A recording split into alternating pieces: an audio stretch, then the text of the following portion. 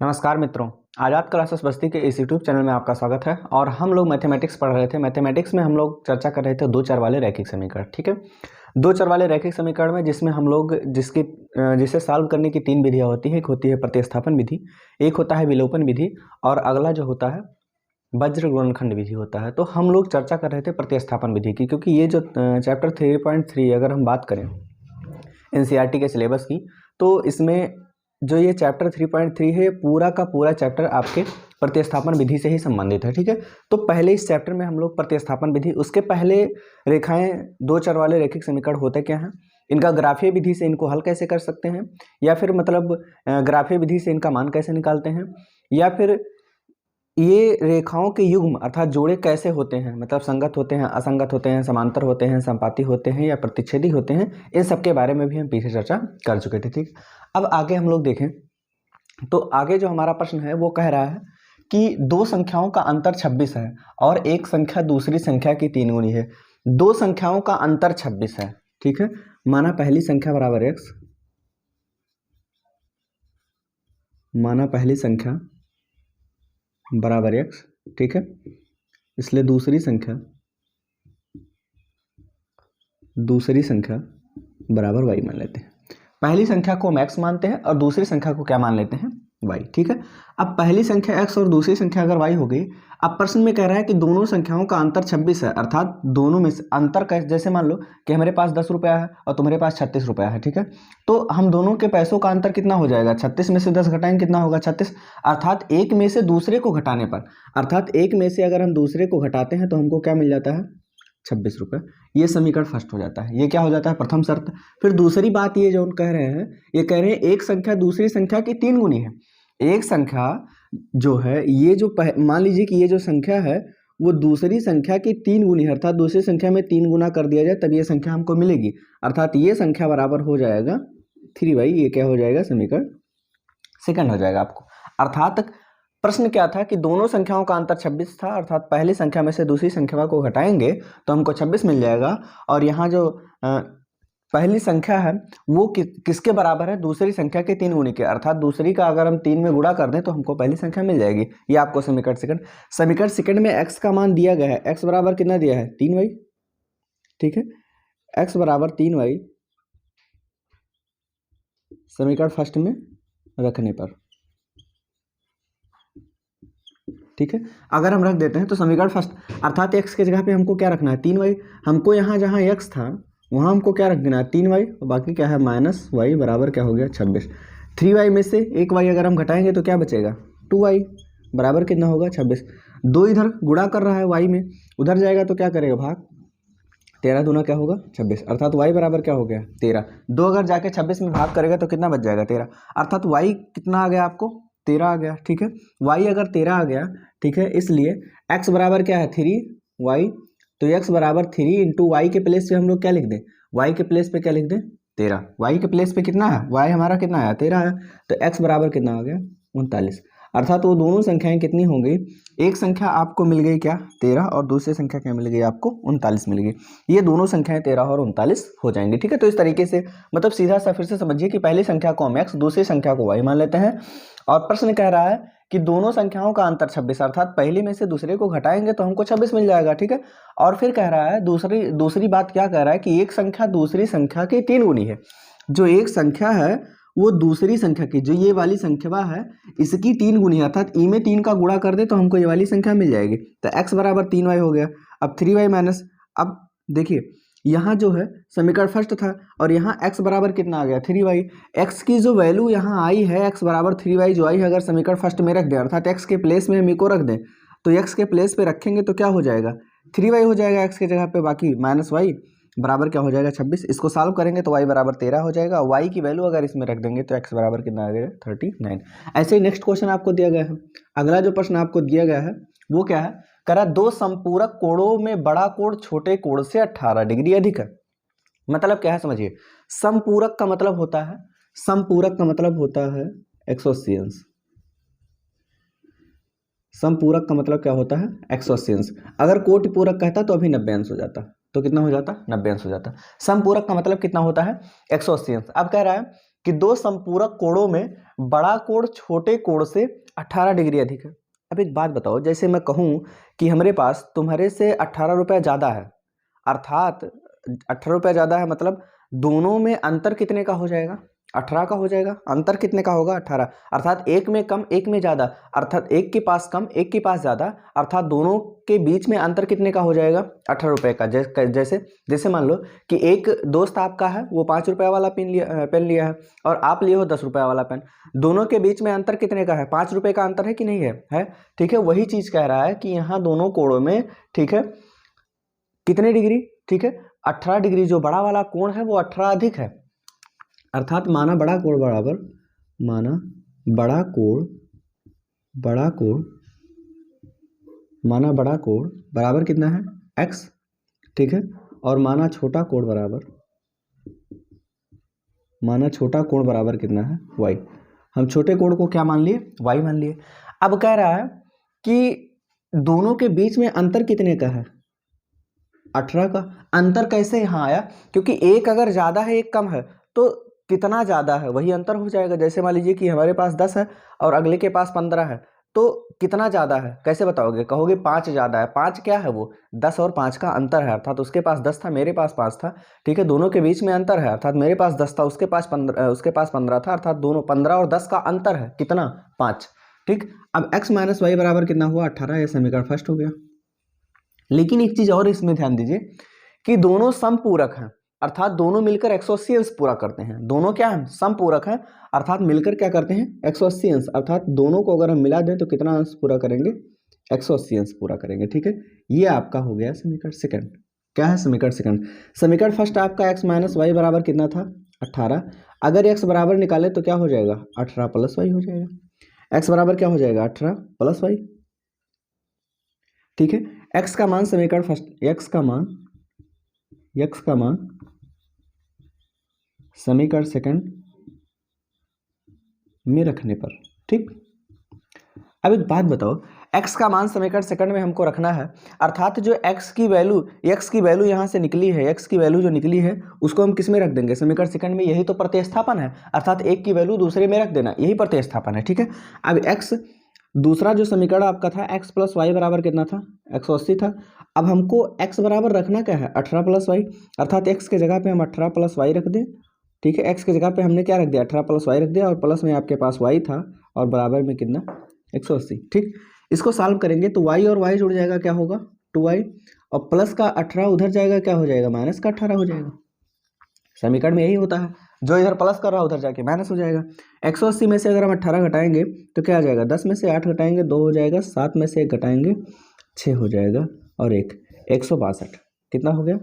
2y बराबर 162 हो गया। 2y बराबर कितना हुआ? 162। हमको y निकालना है। ठीक, अगर हमको यहाँ y निकालना है तो 2 इधर y में गुणा कर रहा है उधर जाएगा, क्या कर देगा? भाग कर देगा। y बराबर हो जाएगा 162 और बटे में क्या हो जाएगा? 2। 2 8 16, 2 1 कम 2, अर्थात y बराबर कितना हो गया? 81। y बराबर कितना हो गया? 81। y बराबर 81, अर्थात एक कोण आपको कितना मिल गया? एक कोण आपको कितना मिल गया? एक कोण, ठीक है, एक कोण आपको 81 मिल गया। दूसरा कोण हमको निकालना है। ठीक है, तो x बराबर क्या है? x बराबर कितना है? 18 प्लस वाई है, यहाँ से। ठीक है, लिख सकते हो, कोई दिक्कत नहीं, चाहे समीकरण फर्स्ट में रख दो, चाहे सेकंड में रख दो, चाहे इसमें रख दो, आ जाएगा। x बराबर 18 प्लस वाई है, तो x बराबर 18 के जगह पे 18 और प्लस y के जगह पे हमने को क्या लिखना है? 81 लिखना है, क्योंकि y की वैल्यू क्या है? 81 है, अर्थात x बराबर हो जाएगा 819 ठीक, x बराबर कितना हो गया? 99 अंश। अर्थात ये जो आपका होगा, पहले दोनों भाई एक अधिक है, अर्थात दोनों में अंतर कितने का हो गया? 18 का हो गया। बाकी समपूरक है, अर्थात दोनों को जोड़ने पर 180 अंश पूरा होगा। इससे दो समीकरण बन जाएंगे। इन दोनों समीकरणों को सॉल्व करने के बाद आपको x बराबर 99, y बराबर 81 अंश, अर्थात 81 आ जाएगा। अर्थात ये जो आपका जो प्रश्न निकालना था, दोनों समपूरक कोण निकालना था, वो आपको मिल गया। ठीक है, नेक्स्ट क्वेश्चन की तरफ बढ़ते हैं।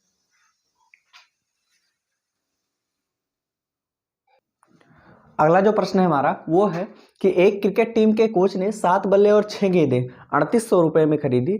बाद में उसने 3 बल्ले और 5 गेंदें 1750 रुपए में खरीदी। प्रत्येक बल्ले और प्रत्येक गेंद का मूल्य ज्ञात कीजिए। जो हमको ज्ञात करना है वही मान लेते हैं। ठीक है, माना प्रत्येक गेंद का मूल्य माना प्रत्येक बल्ले का मूल्य बराबर, बल्ले का मूल्य बराबर x मान लेते हैं, ठीक है। और माना प्रत्येक गेंद का मूल्य बराबर कितना है, y। एक बल्ले का मूल्य हम x मानते हैं और एक गेंद का मूल्य कितना मानते हैं, y। एक बात बताओ, अगर मैं कहूँ एक पेन की कीमत 5 रुपया है तो 2 पेन का कितना होगा, 10 करोगे तुरंत। अगर मैं कहूँ एक पेन की कीमत 3 रुपया है तो 2 पेन की कीमत क्या होगा, 6 होगा। कैसे, क्योंकि हमने 2 का गुणा कर दिया। अब अगर मैं कहूँ कि एक पेन की कीमत 3 रुपया है तो 15 पेन की कीमत क्या होगा, तो 3 में आप 15 का गुणा कर दोगे 45 हो जाएगा। ऐसे ही अगर मैं कहूँ कि एक बल्ले का मूल्य x है, एक बल्ले का मूल्य x है, तो पहले में क्या कहा है, 7 बल्ले प्लस 6 गेंद, 7 बल्ले प्लस 6 गेंद, और दोनों का मिलाकर कितना है, 3800 रुपया है। दोनों का मिलाकर कितना है, 3800। एक बल्ले की कीमत x रुपया है तो 7 बल्ले का क्या हो जाएगा, 7 का गुणा कर देंगे। एक गेंद की कीमत y है तो 6 का कितना होगा, 6 में गुणा कर देंगे y में, तो क्या हो जाएगा उधर 3800। अर्थात जो फर्स्ट समीकरण आपको बना ये बना 7x plus 6y is equal to 3800, ठीक है। अर्थात 7x प्लस 6y बराबर कितना हो जाएगा, 3800। 7x प्लस 6y बराबर कितना हो जाएगा, 3800। अब यहाँ देखिए, क्योंकि एक बल्ले का मूल्य x था तो 7 बल्ले का क्या हो जाएगा, 7 का गुणा x में कर देंगे, 7x हो जाएगा। एक गेंद का मूल्य y था तो 6 गेंद का मूल्य क्या होगा, 6 का गुणा करवा देंगे, 6y हो जाएगा। ये आपका समीकरण फर्स्ट बना। फिर आगे क्या कह रहा है कि 3 बल्ले और 5 गेंद का मूल्य, 3 बल्ले और 5 गेंद। देखो 7 बल्ला था तो 7x था, ठीक है, और 3 बल्ला है, क्या कह रहा है, 3 बल्ला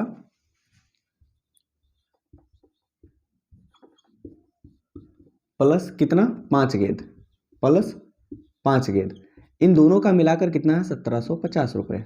कितना है, 1750 रुपये। अब 3 बल्ला, एक बल्ला का x है तो 3 बल्ला का क्या हो जाएगा, 3x। 5 गेंद का, एक गेंद का y है तो 5 गेंद का कितना हो जाएगा, 5y बराबर कितना हो जाएगा, 1750। ये आपको समीकरण सेकंड बनेगा। क्या बनेगा, समीकरण सेकंड बनेगा।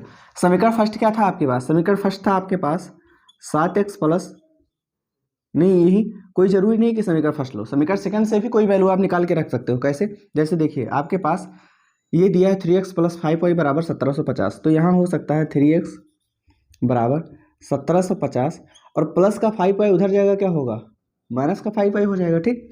3 इधर गुणा कर रहा है, उधर जाएगा तो क्या करेगा, उधर जाएगा तो क्या करेगा, भाग करेगा। अर्थात यह हो जाएगा x बराबर 1750 माइनस 5y, और पूरे के बटे में क्या हो जाएगा, 3। पूरे के बटे में क्या हो जाएगा, 3, क्योंकि 3 इधर गुणा कर रहा है, उधर जाएगा तो भाग, भाग किसी अकेले में नहीं करेगा, दोनों में करेगा, ठीक है। तो 3 उधर भाग कर रहा है। x का मान, अभी x का जो मान मिला है, x का मान किससे निकाला हमने, समीकरण सेकंड से निकाला है, तो x का मान कहाँ रख देंगे, समीकरण फर्स्ट में। समीकरण फर्स्ट में रखने पर x का मान समीकरण फर्स्ट में रखने पर, अगर समीकरण फर्स्ट में रख देते हैं तो समीकरण फर्स्ट हमारे पास क्या है, समीकरण फर्स्ट हमारे पास जो है वो है 7, और x के जगह पे अब हमको रखना क्या है, x के जगह पे इतना पूरा रखना है, x के जगह पे रखना है 1750 माइनस 5y बटे में 3, ठीक। x के जगह पे हमने ये पूरा रख दिया, 7 लिखा, उसके बाद x के जगह पे ये पूरा रख दिया, उसके बाद फिर क्या है, प्लस 6y बराबर कितना है, 3800, बराबर आपके पास कितना है, 3800। देखो 7 अंदर गुणा करेगा, 3 भाग भी कर रहा है, ठीक। अब यहाँ क्या होगा, यहाँ जो आगे सॉल्व करेंगे हम लोग, 7 का अगर हम अंदर गुणा करवा दें, 7 का अंदर गुणा करवा दें तो 7 का गुणा जैसे 1750 में करवाओगे तो ये हो जाएगा 0, 7 × 5 = 35 हो जाएगा, और 7 × 7 = 49, 3 = 52 हो जाएगा, और 7 × 1 = 7, 5 क्या होगा, 12,250, ठीक। और उसके बाद फिर 7 का गुणा 5y में करवाओगे तो 7 × 5 क्या हो जाएगा, 35y, और नीचे बटे में क्या है आपको 3 है, प्लस क्या है 6y बराबर कितना है उधर 3800, ठीक।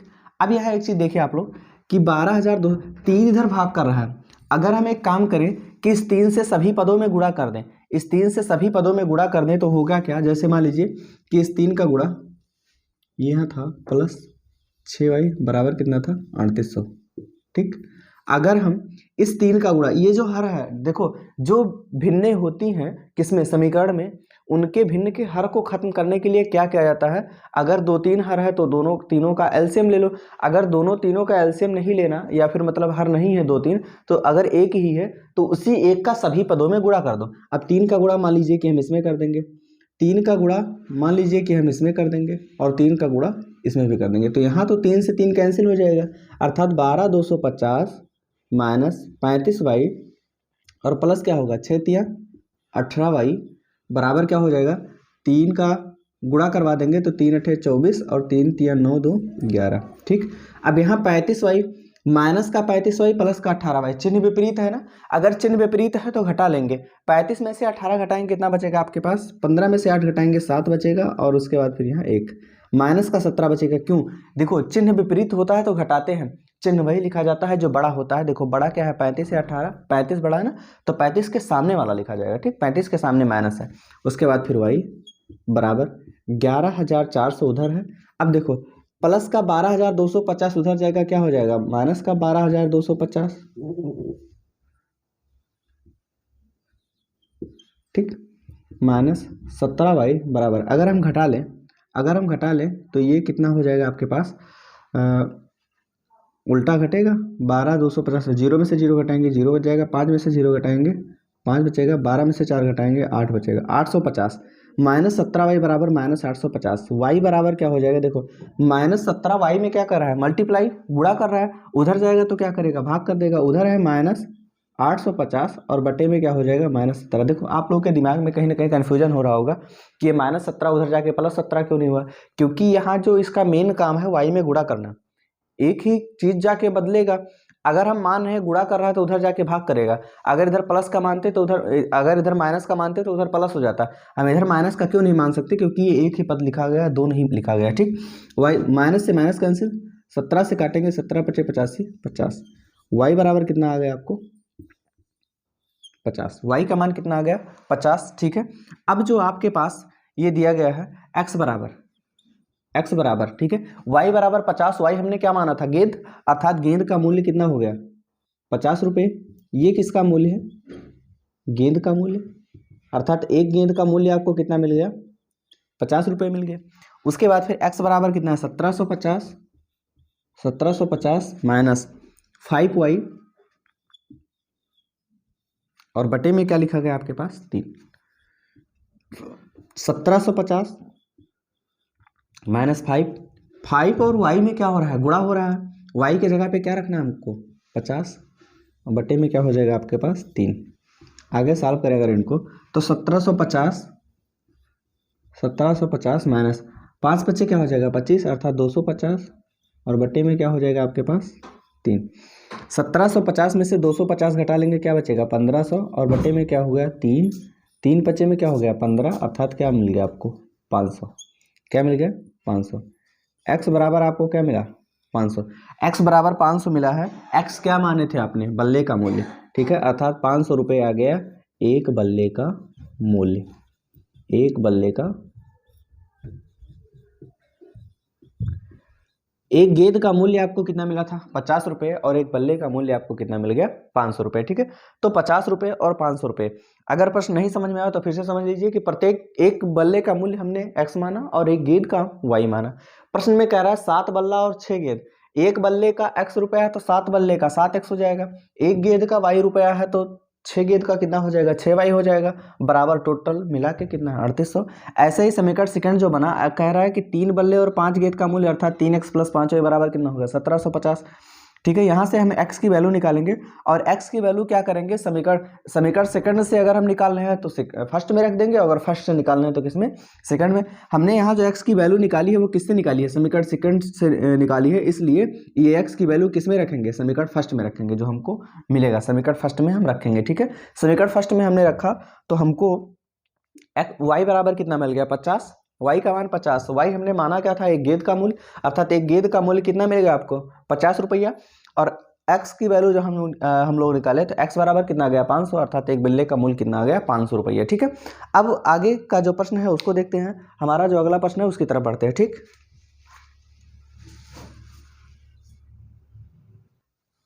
हमारा जो अगला प्रश्न है वो है कि एक नगर में टैक्सी के भाड़े में एक नियत भाड़े के अतिरिक्त चली गई दूरी पर भाड़ा सम्मिलित किया जाता है। मतलब क्या किया जाता है कि जैसे मान लो कि टैक्सी का एक किराया निश्चित कर दिए कि जाने के लिए हम 5 रुपये लेंगे, लेकिन कह रहा है कि जैसे जैसे 1 किलोमीटर का हम अतिरिक्त किराया लेंगे कि 1 किलोमीटर जाओगे तो इतना रुपया अतिरिक्त लिया जाएगा, फिर 1 किलोमीटर जाओगे तो अतिरिक्त वही जुड़ता रहेगा। मान लीजिए कि वो अतिरिक्त किराया 2 रुपया है, अर्थात जाने के लिए तो 5 रुपया हो गया, लेकिन अतिरिक्त किराया अर्थात प्रति किलोमीटर 2 रुपया लेंगे तो 10 किलोमीटर आप जाओगे तो 20 रुपया अतिरिक्त देना पड़ा, 5 रुपया ये और 20 रुपया क्या अतिरिक्त आपको देना पड़ा।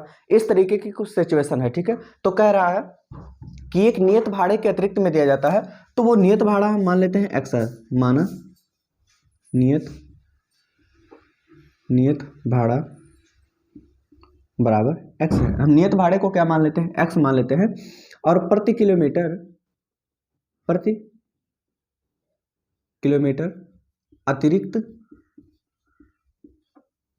अतिरिक्त भाड़ा बराबर वाई मान लेते हैं, ठीक। वो जो नियत भाड़ा हम एक्स मान लेते हैं और जो 1 किलोमीटर पर अतिरिक्त भार हमको देना पड़ रहा है वो वाई है। अतिरिक्त भार जो हमको देना पड़ रहा है वो कितना है, वाई है। अर्थात पहले तो एक्स हो गया, अर्थात एक्स देना ही देना है आपको चाहे जितना किलोमीटर जाओ, लेकिन दूसरी चीज क्या है, वाई रुपए प्रति किलोमीटर की दर से आपको एक्स्ट्रा देना पड़ रहा है। तो प्रथम शर्तानुसार, ठीक है, फर्स्ट सिचुएशन में यह कह रहा है कि 10 किलोमीटर दूरी के लिए 10 किलोमीटर जाने के लिए पहले एक नियत भाड़ा तो एक्स दे दिया, नियत भाड़ा क्या हुआ, एक्स दे दिया। उसके बाद फिर 1 किलोमीटर प्रति किलोमीटर की दर से अगर वाई रुपए देता है तो कितना जा रहा है, 10 किलोमीटर जा रहा है। ये नियत भाड़ा तो दे दिया, और उसके बाद फिर प्रति 1 किलोमीटर की दर से, अर्थात 1 किलोमीटर का वाई है तो 10 किलोमीटर का कितना हो जाएगा, 10 वाई हो जाएगा। इतना अतिरिक्त भाड़ा देता है, और दोनों मिलाकर 10 किलोमीटर दूरी जाने के लिए कितना हो जाता है, 105 रुपये। अर्थात ये हो गया x plus 10y is equal to कितना हो जाएगा, 105, ठीक है। ये आपका कितना है, समीकरण फर्स्ट है, यह समीकरण फर्स्ट, ठीक। और समीकरण से अगर हम द्वितीय शर्त की बात करें, द्वितीय शर्त में क्या कहता है कि यही दूरी अब की बात तथा 15 किलोमीटर तक के लिए भाड़ा 155 रुपये है, 15 किलोमीटर जाने के लिए। अर्थात एक नियत भाड़ा तो एक्स है, लेकिन अब की बार कितना जा रहे हैं, 15 किलोमीटर। 1 किलोमीटर के लिए वाई था तो 10 किलोमीटर के लिए कितना हो गया, 10 वाई। 15 किलोमीटर के लिए क्या हो जाएगा, 15 वाई। ये जो होगा अर्थात नियत भाड़ा प्लस 15 वाई, अर्थात ये जो दिया जा रहा है किसके लिए, अतिरिक्त किराए के लिए, इन दोनों का आपकी बार मिला के कितना है, 155 रुपये। ये आपका समीकरण सेकंड बन जाएगा, ठीक। यहाँ से अगर हम निकालें तो x बराबर क्या हो जाएगा, 155, और प्लस का 15 वाई उधर जाएगा, क्या हो जाएगा, माइनस का 15 वाई, ठीक है। अब x का मान समीकरण फर्स्ट में रखने पर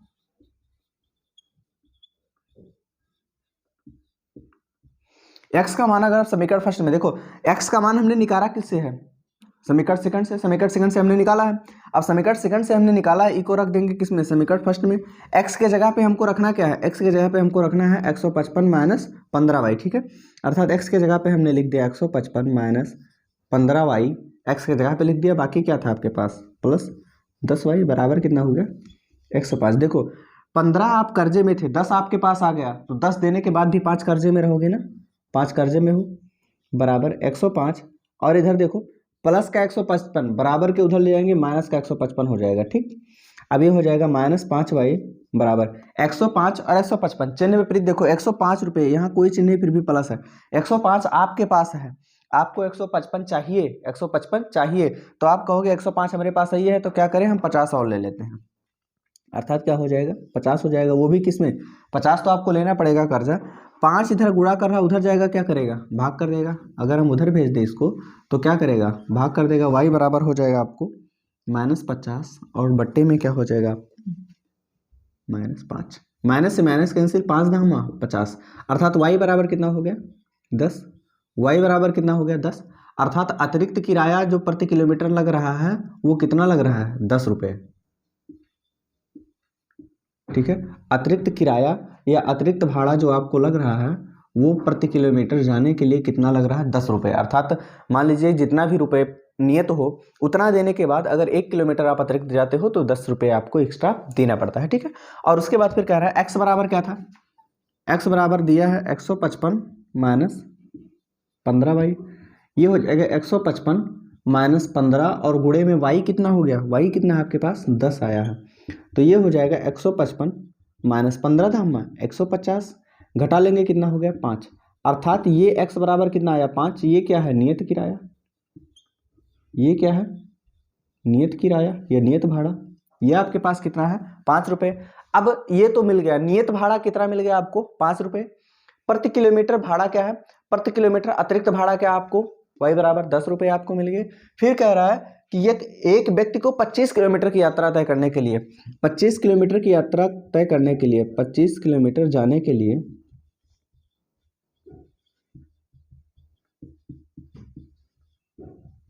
25 किलोमीटर जाने के लिए ये 5 रुपया तो नियत किराया देगा,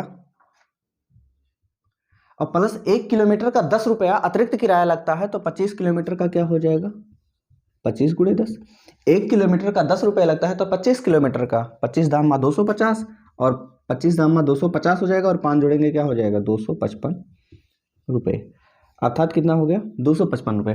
प्रति किलोमीटर जाने के लिए जो अतिरिक्त किराया आपको मिल रहा है कितना 255 रुपये दिया जा रहा है। ठीक है, तो ये था आपका 4th क्वेश्चन। ठीक है, आगे जो हमारे पास बचे हुए हैं वो 2 क्वेश्चन और बचे हुए हैं, नोट कर लेते हैं। ठीक है, ये था हमारा ये प्रश्न जिसमें टैक्सी के भाड़े के बारे में हम मतलब चर्चा दी गई थी। अगला जो प्रश्न है उसकी तरफ बढ़ते हैं और देखते हैं हमारा अगला प्रश्न क्या है।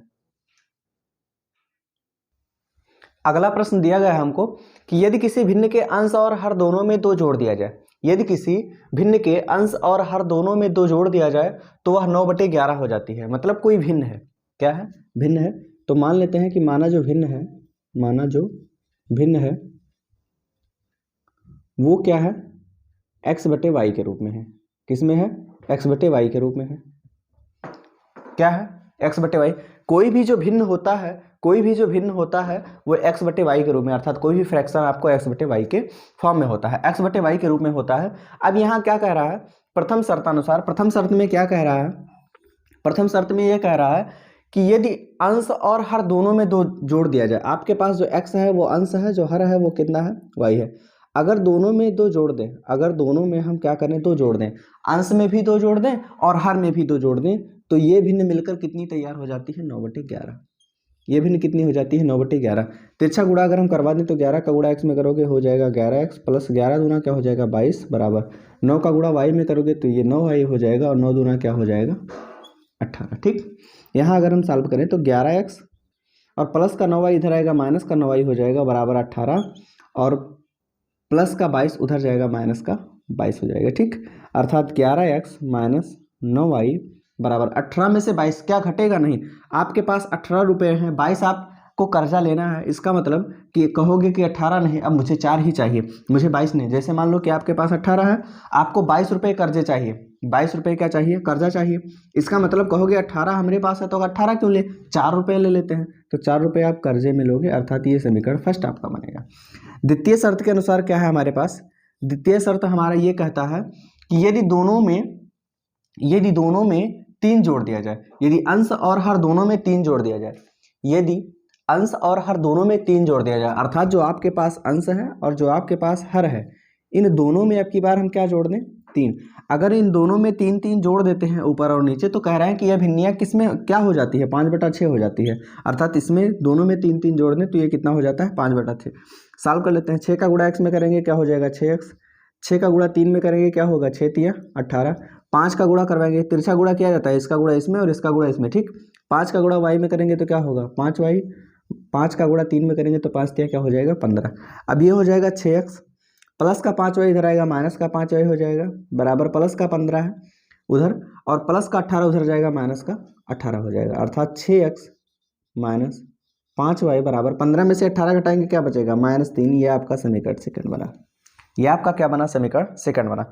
अगर यहाँ से कोई भी वैल्यू उठा के रख दें हम, अगर यहाँ से कोई भी वैल्यू अगर हम उठा के रख दें, अर्थात आपके पास जो है, ठीक है, आपके पास है वो है 6x minus 5y is equal to -3। यहाँ से अगर हम 6x की वैल्यू निकालेंगे, तो अगर हम 6x की वैल्यू निकालेंगे, 6x की वैल्यू निकालेंगे तो क्या हो जाएगा -3, और माइनस का 5y उधर आएगा क्या होगा प्लस का 5y हो जाएगा। 6 इधर गुणा कर रहा है, 6 क्या कर रहा है x में गुणा, अगर उधर ले जाएंगे तो ये उल्टे करेगा, -3 प्लस 5y और बटे में क्या हो जाएगा 6, जो भाग करता है वो नीचे रहता है, x की वैल्यू क्या है -3 + 5y बटे में 6। x का मान हम समीकरण फर्स्ट में रख देते हैं। x का मान समीकरण फर्स्ट में रखने पर अगर x का मान हम समीकरण फर्स्ट में रख देते हैं तो समीकरण फर्स्ट हमारा क्या है 11 और उसके बाद फिर क्या है x, 11 के बाद क्या है x और x कितना है -3 + 5y बटे में 6। ठीक, 11 था और x के जगह पे हमने क्या रख दिया, ये रख दिया -9y, माइनस क्या है -9y, क्या है -9y बराबर में क्या है -4। ठीक है, 11 का अगर हम अंदर गुणा कर दें तो 11 तिया क्या हो जाएगा 33, माइनस का 33 प्लस 11 बचे में क्या हो जाएगा 55 और बटे में क्या y और उसके बाद बटे में क्या होगा 6, फिर माइनस का 9y है बराबर में क्या है -4 है। ठीक, हम क्या करते हैं पिछले क्वेश्चन में हमने क्या किया था, भिन्न को हटाने के लिए इस 6 को हटाने के लिए हम क्या किया था सभी में 6 से गुणा कर दिया था। 3 को वहाँ 3 था तो 3 को हटाने के लिए सभी में 3 से गुणा करें, यहाँ हम क्या करेंगे 6 से सब में गुणा कर देंगे, तब 6 से इसमें भी गुणा कर देंगे, 6 से इसमें भी गुणा कर देंगे और 6 से इसमें भी गुणा कर देंगे। ठीक है, अब ये हो जाएगा, ये 6 से 6 कैंसिल हो जाएगा अर्थात -33 प्लस 55y माइनस 6 में क्या हो जाएगा 54। ठीक, y हो गया और बराबर में क्या हो गया -6 चौके क्या हो जाएगा 24, माइनस का 33 उधर जाएगा प्लस का 33 हो जाएगा और 55y में से 54y घट जाएगा, क्या बचेगा 1y घटेगा बच जाएगा और माइनस का 24 और माइनस का 33 उधर जाएगा प्लस का 33 हो जाएगा। तो y बराबर क्या हो जाएगा आपके पास 33 में से अगर हम 24 घटा दें, 33 में से अगर हम 24 घटा दें तो क्या मिल जाएगा आपको, 13 में से 4 घटाएंगे आपको 9 मिल जाएगा, अर्थात y बराबर कितना मिला 9। y बराबर कितना मिला 9, y आपका क्या था डेनोमिनेटर अर्थात हर था, हर बराबर कितना मिल गया 9। ठीक है, अब x बराबर कितना होगा हम निकाल लेते हैं। ठीक है, x इज इक्वल टू क्या है आपके पास, x बराबर है -3 + 5y/6, यही तो है। x बराबर कितना है -3 + 5y/6, यही है। y की वैल्यू रख देते हैं इनमें, y की वैल्यू अगर हम रख देंगे तो x बराबर हो जाएगा -3 + 5 और y की जगह पे क्या रखेंगे हम 9 रखेंगे, बटे में क्या है 6, बटे में क्या है 6, y बराबर कितना रखेंगे 9। अब इसको सॉल्व करेंगे तो ये हो जाएगा -3 + 9 बच्चे में क्या हो जाएगा 45 और बटे में क्या होगा 6। x बराबर चिन्ह विपरीत घट जाएगा ना, -3 + 45 ये कितना हो जाएगा आपके पास -42 और प्लस का 42 होगा और बटे में क्या होगा 6, क्योंकि 3 आप कर्जे में थे 45 आपके पास आ गया तो 3 दे दोगे फिर भी आपके पास 42 बच जाएगा, तो 6 × 7 = 42। x बराबर कितना हो गया 7, x बराबर कितना हुआ 7। भिन्न क्या मिल जाएगी आपको, भिन्न क्या थी आपके पास x बटे में y था, x क्या मिला आपको 7 और y क्या मिला आपको 9, भिन्न आपको मिल जाएगी 7 बटे में 9। ठीक है, तो इस तरीके से ये था आपका ये प्रश्न। ठीक है, नेक्स्ट और लास्ट क्वेश्चन जो इस चैप्टर का बचा हुआ है उसकी तरफ बढ़ते हैं। हमारा जो अगला प्रश्न है क्या है, ठीक,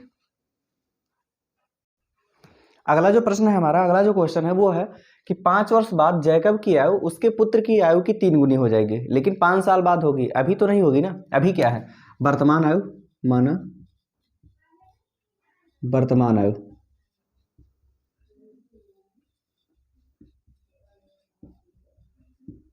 ठीक है, वर्तमान आयु किसकी जैकब की। मान लेते हैं कि जैकब की जो वर्तमान आयु है वो कितना है x है और पुत्र की कितनी है y, पुत्र की क्या है y।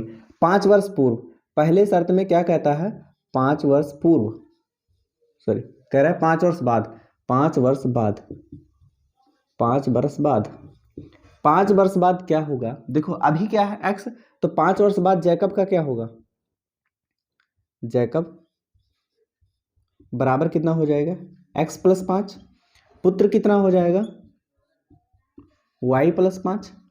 5 वर्ष बाद जैकब कितना होगा x + 5 और पुत्र कितना होगा y + 5। लेकिन प्रश्न क्या कह रहा है आपका, प्रश्न क्या कह रहा है, प्रश्न ये कह रहा है कि 5 वर्ष बाद अगर हम दोनों की उम्र की तुलना करें, जैकब की आयु जो है x + 5 जो है और उसके पुत्र की आयु जो है y + 5 जो है, अगर हम इन दोनों के उम्रों की तुलना करें, 5 वर्ष बाद अगर हम इन दोनों के उम्रों की तुलना करें तो क्या होगा कि 5 वर्ष बाद जैकब की आयु उसके पुत्र की आयु की ये 3 गुना हो जाएगा, ये क्या होगा 3 गुना हो जाएगा। लेकिन हम देखो क्या होगा कि ये 3 गुना हो जाएगा, अर्थात 3 गुणा हो जाएगा, ये कितना हो जाएगा, 3 गुना हो जाएगा, ठीक। लेकिन अब यहाँ ध्यान देने वाली बात ये है कि ये 3 गुना हो जाएगा, अर्थात ये 3 गुना 5 साल बाद की हमने उम्र लिखी है ना, 5 साल बाद की उम्र लिखी है, तो ये 3 गुना ज़्यादा है, ये 3 गुना क्या है, ज़्यादा है। लेकिन हमने क्या लिखा है, इन दोनों को समीकरण में रख दिया है। समीकरण में रख देने का मतलब दोनों पक्ष बराबर करना, दोनों पक्ष क्या करना, बराबर है। अर्थात अगर 3 गुना ये हो रहे हैं तो 3 गुना किसका कर देंगे, इनका कर देंगे। क्यों, क्योंकि हमको समीकरण में रखा है, समीकरण में बीच में क्या रखा है, बराबर, बीच में रखा है बराबर। अब बराबर रखा है अर्थात इसको दोनों को बराबर रखा है, तो ये 3 गुना ज़्यादा थे, ये 3 गुना क्या थे, ज़्यादा थे। अगर 3 गुना इनको कहने को कह रहा है, करने को कह रहा है, तो 3 गुना किसका करेंगे, उसके अपोजिट में करेंगे, जिससे दोनों पक्ष क्या रहे, बराबर रहें। अब यहाँ होगा x + 5 बराबर 3 का गुणा y में कर देंगे, 3y हो जाएगा, प्लस 3 × 5 में क्या हो जाएगा, 15, अर्थात x + 5, ठीक है। यहाँ देखो x, ठीक है, और प्लस का 3y इधर आएगा, माइनस का 3y हो जाएगा, उधर है 15, और प्लस का 5 उधर जाएगा, माइनस का 5, अर्थात x - 3y बराबर कितना हो गया आपको, 10। ये क्या था आपके पास, समीकरण फर्स्ट, समीकरण क्या था, फर्स्ट। यहाँ से हम x की वैल्यू निकालें तो x बराबर 10, और माइनस का 3y उधर जाएगा, प्लस का 3y हो जाएगा। x की वैल्यू यहाँ से हमने निकाली, ठीक। द्वितीय शर्त में क्या कह रहा है, सेकेंड सिचुएशन में है हमारे पास, सेकेंड सिचुएशन में है 5 वर्ष पूर्व, 5 वर्ष पूर्व। अगर हम 5 वर्ष पूर्व की बात करें, अगर 5 साल पहले की बात करें, तो 5 साल पहले, अभी वर्तमान में कितना है x,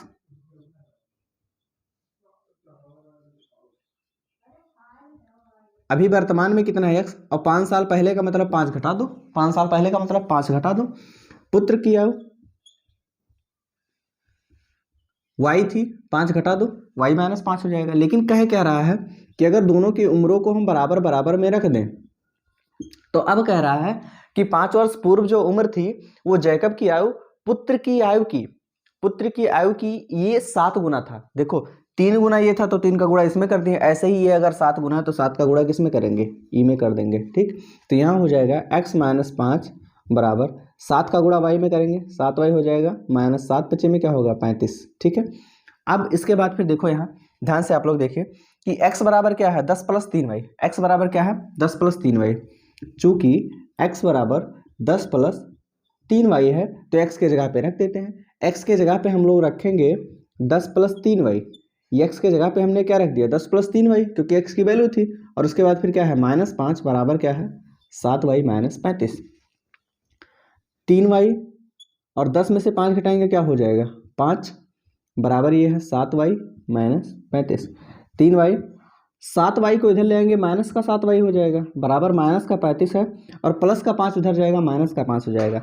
देखो ये प्लस का 3y माइनस का 7y, 3y आपके पास था, 7y कर्जा चाहिए तो कहोगे चलो 3 नहीं 4 दे दो, तभी तो 7 पूरा होगा, अर्थात ये हो जाएगा 4y बराबर वो हो जाएगा -40।